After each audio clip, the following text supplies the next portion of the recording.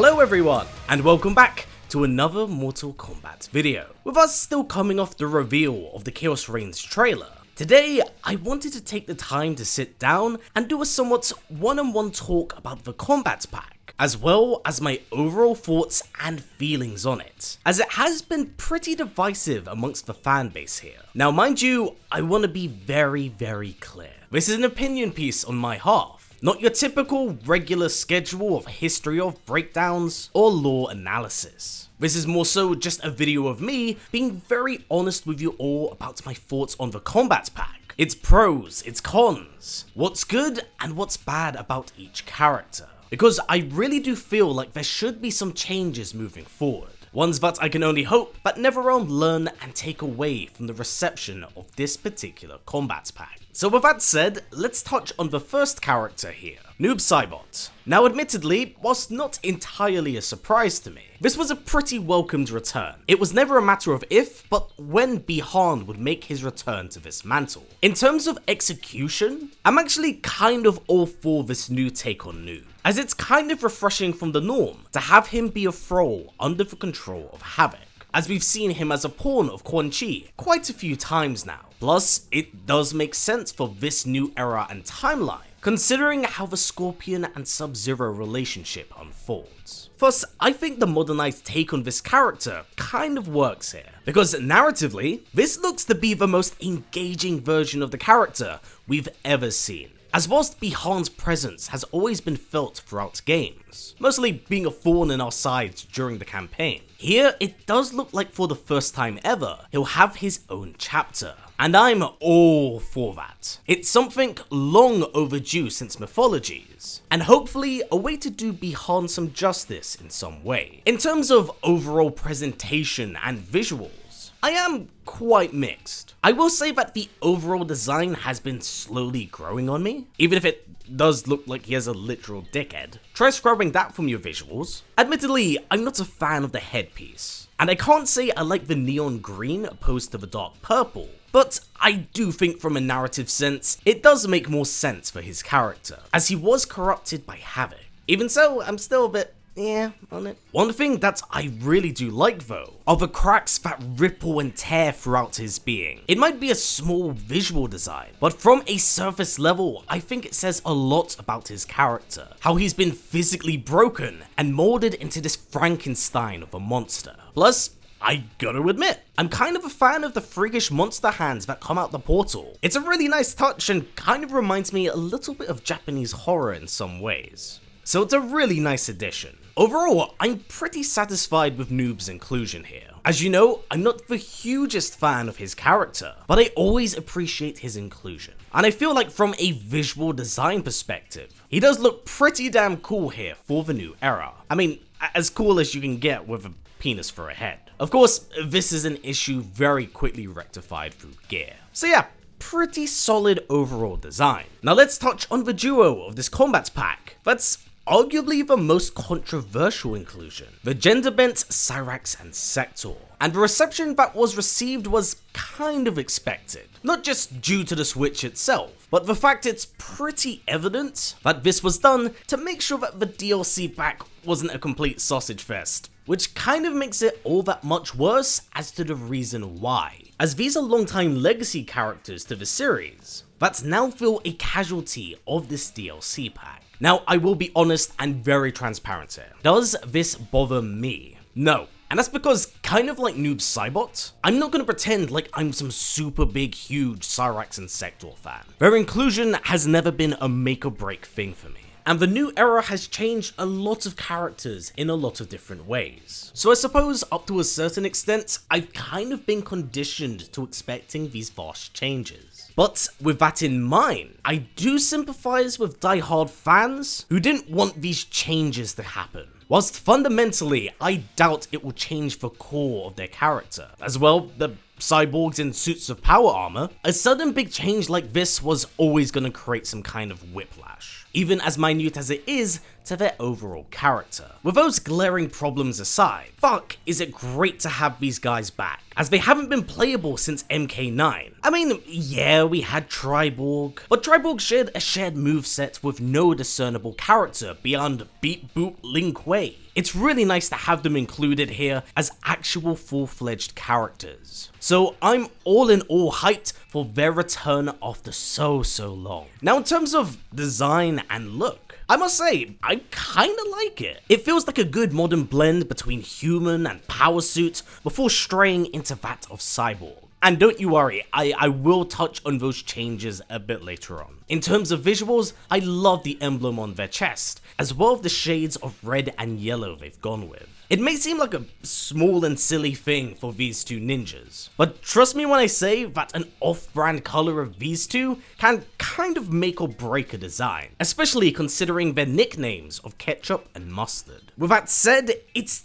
definitely not perfect. If I am to nitpick their designs and issues, one change that I would really like to see is for Sektor's eyes to go back to being blue, as it just helps add a sense of individuality to their designs beyond their gameplay. I get that these very well could be like their Mark 1 suits, but I'd still like more distinguished features among them. Also, I'm not a huge fan of them being one-for-one recolors of each other, but I think that's an overall design issue I have with MK1, where I don't think enough color palette swapped characters have enough of a sense of identity beyond their default design. It makes sense narratively again, but even so, I would like to see a little bit more done with them moving forward, because look at how different the ninjas looked in Mortal Kombat 11. There was a stronger sense of identity there between each different discernible ninja. Now let's touch on the elephant in the room, armored power suits, not fully mechanized cyborgs. What's my take? Well, I'm kind of okay with this, but only if it acts as a stepping stone. You know, I see a lot of people not too fond of this take on them, but please do hear me out when I say, this is more than likely the setup for the Cyber Lin Kuei. I think we're merely in the baby steps of what it will become, and I do believe that Sektor will be the one to push them into that age of steel, because with Bi-Han narratively absent as Noob Saibot, and clearly no longer part of the clan, it opens up a power vacuum that I could see her rising to fulfill. Now, under the assumption that they lose a lot during the DLC, this could very well be the motivation she needs for a true Cyber Lin Kuei to take shape,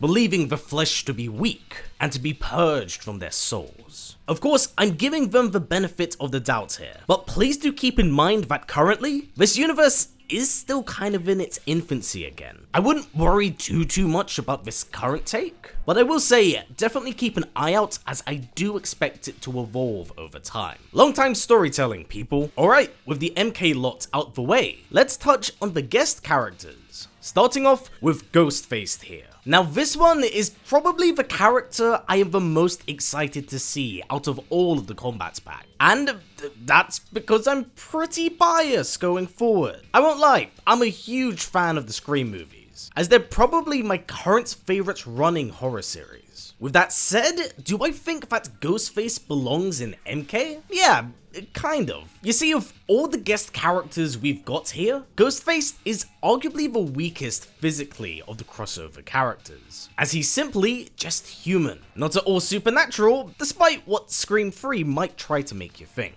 But that's always kind of been the fun element about Scream. Outside of the fun build-up, suspense, and very creative kills, it's always the whodunit element of those movies that make it really fun, as I do genuinely think this can work to the game's favour. Kind of like what they did with Alien, having it be crossbred with Baraka. They could pull a very similar MK twist on the iconic character. Seeing as Ghostface there's typically more than one killer, you could reintroduce a pair of characters to the new era, donning the mantle in disguise. So you still get the core elements of the Scream franchise and Ghostface, while simultaneously putting that MK spin on it to have them fit in more smoothly into this universe. Overall, I'm pretty damn happy about this inclusion, especially seeing as they've gone out their way to get Roger Jackson to do the voice of Ghostface. Do you like scary movies? Alright, we're back here again. Let's talk about the T-1000 and my conflicting thoughts about him. With my biases aside, considering I've made it no secret I love T2, I do actually think on paper the T-1000 is a great character inclusion. He's the perfect assassin with an alarming amount of creativity to how he will dismantle you, being able to convert, transform, and even utilize his own limbs as weapons. And that's the thing about the T-1000, he is the weapon, with an unbridled amount of freedom at his fingertips here, sometimes a bit too literally. Nearly anything can be done with him in game. That's why on paper, I think the T-1000 is a great inclusion, which makes it all that much more shit that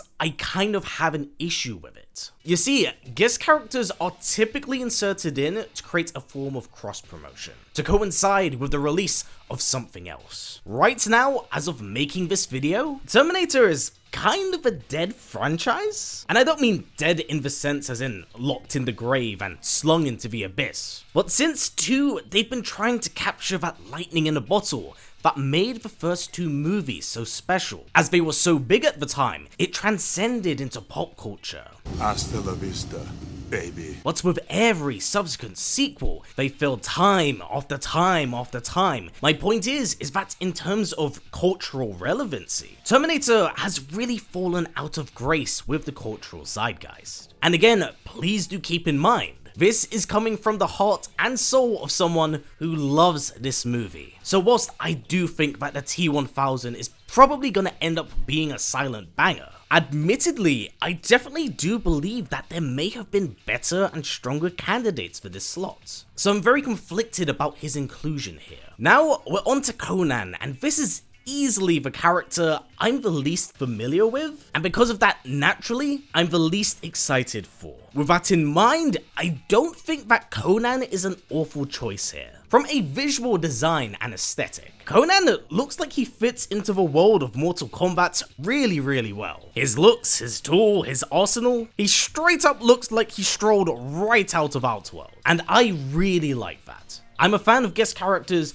that look like they could be a part of the universe. But, and it's a massive but, much like the T-1000, Conan has lost a lot of cultural relevancy since the 80s, which is old enough that not even I've seen the first Conan movie. So with that in mind, I'm not gonna pretend like I'm some sort of expert on the ins and outs of Conan, because I'm a complete novice. At most, my exposure to Conan has only been reading through the Savage Avengers. Thus, my understanding of him is pretty bare. I can only really speak of its cultural relevancy right now. And well, the last time we got anything Conan related was back in 2011 with Jason Momoa, and I didn't even know that existed. But it's pretty evident from the reveal here that we're getting the 1970s version. So now we gotta talk about the return of Arnold. And as you know, I'm a big fan of the actor. Childhood icon of mine, which again makes it all that much more bittersweet that he won't be voicing one of his iconic characters in game. And it's honestly a shame and a missed opportunity, as it feels like the team really went out their way here to have a second crack at bringing him in. I will say that officially, they haven't outright confirmed it's not him, but seeing as they've let us already know who's portraying the T-1000, as well as Ghostface, I kinda suspect this might be another Homelander situation, where they won't outright say anything until his release. Now whilst this summarizes my overall thoughts on each individual character, I did want to take this time to have an overall discussion about guest characters in Mortal Kombat. As you all know, I'm all for guest characters. I like the cross-promotion and the opportunities it presents. Give me that cross-promotion slop. But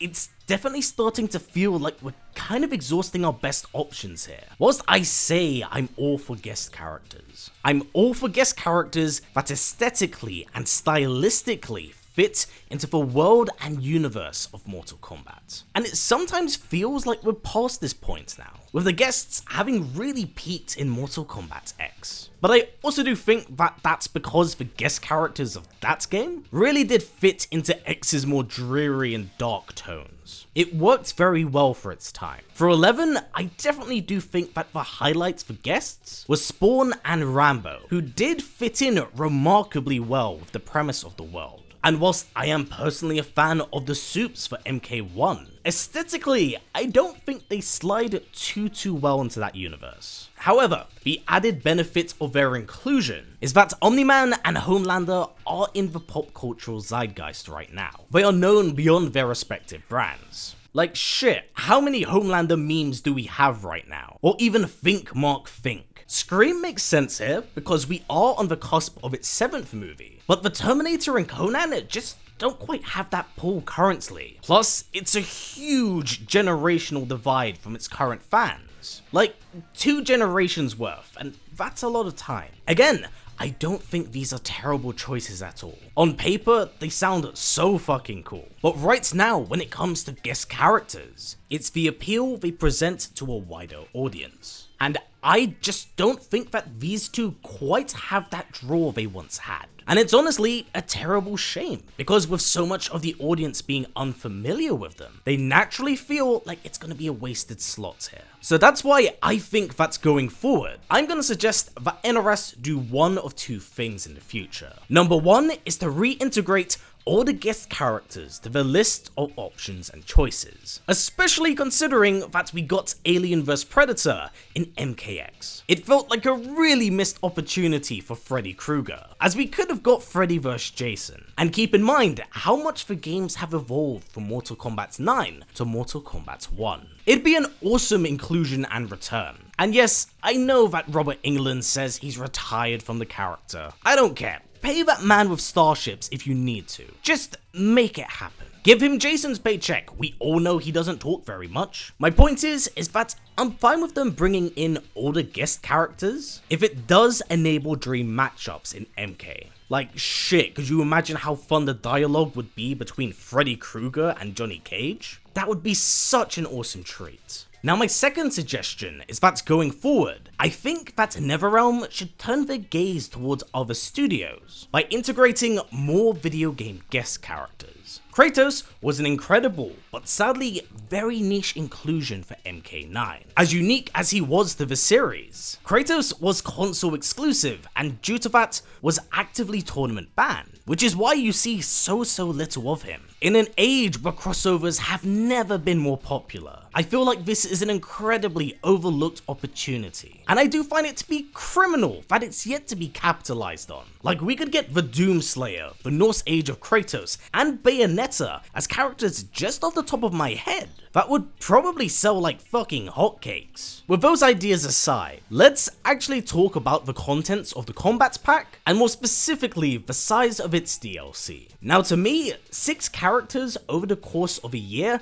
is the perfect size for a fighting game DLC pack, especially with 3 available on release, and the other half spread throughout the course of the next year. I think that's a great way of keeping your core MK fans happy, while still having the casual and wide audience appeal later down the line. I really think that this is very good on release, and something I'd like to see them do more in the future. My only current issue is that I think the ratio of MK characters to guest characters has become a little bit too much. I don't think that a DLC pack should essentially be split in half, with one side of it appealing to your core audience, whereas the other half is more so designed to appeal to the larger audience. I like the combat packs where at least 2/3 are MK characters, and at least 1/3 is for guests. I think it's just an overall better ratio, and more rewarding for long-time fans. I know that guests sell way more, so it does make sense, but it has to be a bit of a give and take relationship here.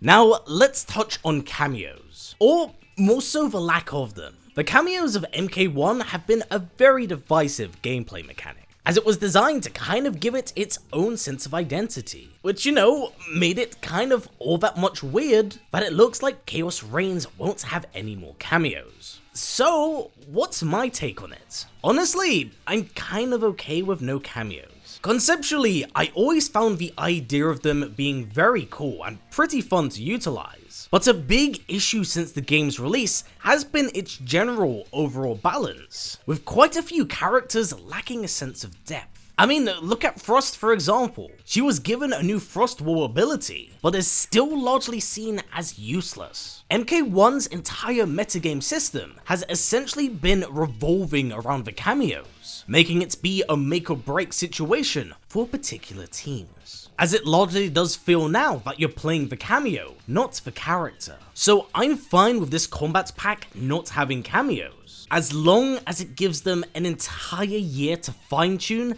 and add some depth, because some characters feel really well done and very fleshed out, whereas there are other cameos who don't feel like they're doing much beyond the surface level. Thus, I'm okay with them not adding more cameos, as long as it allows them to flesh out more characters' movesets, give people more tools across the board, and add more depth to everyone's game plan in general. I mean, it's why the Ermac and Takeda patch has been so well received. Just by adding new stuff to that in game, it can do characters a world of good here, as it stops them from being entirely dependent of being covered by their cameos. Now, let's talk about the hottest topic of this debate right now, and that is the price of this DLC. £50 for a story expansion and 6 characters. And I gotta say, that's asking for way too much. Now, I get the price of inflation has gone up, and that the development of games has kind of gone through the ceiling, but asking for 50 quid for year 2 of a game? That's a lot. Think of how much bang for your buck you get with Shadow of the Erdtree, which is actually cheaper in the UK. Keep in mind, that's a full-fledged open world game with at the very least 50 hours of gameplay on one playthrough. Now, I know some of you might find this to be a bit of an unfair comparison. It's two different genres, it's an open world game versus a fighting game, but I'm gonna frame it in the same perspective of, they're both AAA games that share the same space. I don't think it's an unfair comparison, and this opinion's gonna vary from person to person, because I know that some people justify their purchase of a game by maybe $1 a pound per hour, which is fair if that's how you get your money's worth. But not everyone sees it in that way. And largely, a lot of people that do buy these year 2 expansions only ever play 1 or 2 characters of the DLC pack. I also inherently think that the price of this DLC might also be super tainted by how heavily monetized the game's store is, as it's pretty evident that the in-game store is a victim of corporate greed and excessive monetization. Yes, it has been dialed back a bit, but for a full-priced game,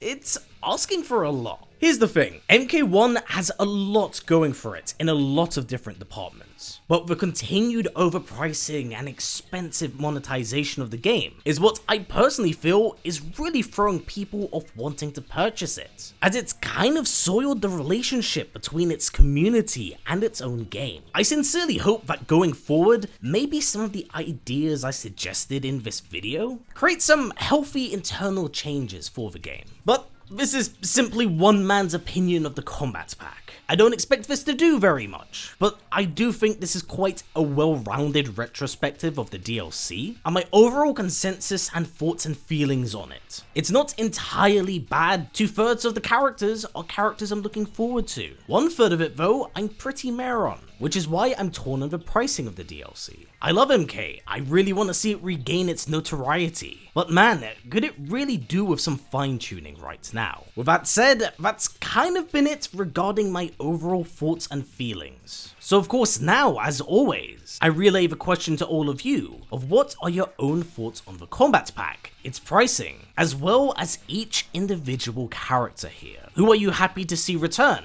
and who are you the most excited to play? Please do comment down below, as I will be reading through the comments section. For now though, that's been it for me. So as always, take care and keep on fighting. I'll catch you in the next one.